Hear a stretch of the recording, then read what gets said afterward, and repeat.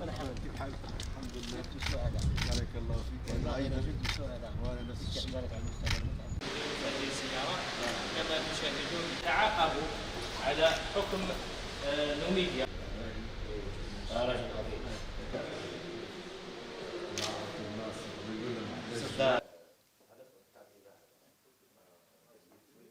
أنا سعيد جدا. طبعا الجزائر ليست أول مرة أزورها، زرت أول مرة 1984 وأنا عمري 17 سنة، فأعرفها.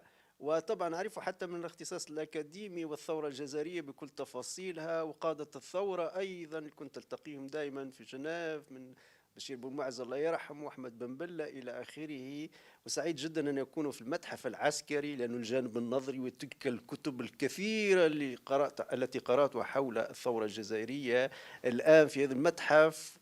أرى يعني المجسمات، أرى الأسلحة، أرى سيارة زعيم هواري بومدين، أرى برنس، أرى الألبسة إلى آخره. هذه المقاومة الشعبية، لأن الثورة الجزائرية كما أقول دائما رأي مش ثورة الجزائر فقط، هي ثورة كل العرب، مش ثورة كل العرب فقط، هي ثورة الإنسانية، ثورة البشرية كاملة ألهمت شعوبا كاملة حتى تثور ضد المستعمر. كيف يعني نبدأ اندلاع ثورة نوفمبر بأسلحة بسيطة تقليدية، كيف نقارع أعظم القوى الاستعمارية في العالم ثم نهزمها بإرادة الشعوب. يعني في هذا المتحف أحسست بأن كما يقول أبو القاسم الشابي: إذا الشعب يوما أراد الحياة فلا بد أن يستجيب القدر. يعني الشعوب جبارة في إنتاج الأبطال وفي توليد الأبطال حتى يردعوا الاستعمار. طبعا هذه القمة ستكون قمة تذويب الخلافات بين بعض القادة العرب، ثم ستكون قمة فلسطين، لأن القضية الفلسطينية تم تهميشها في قمم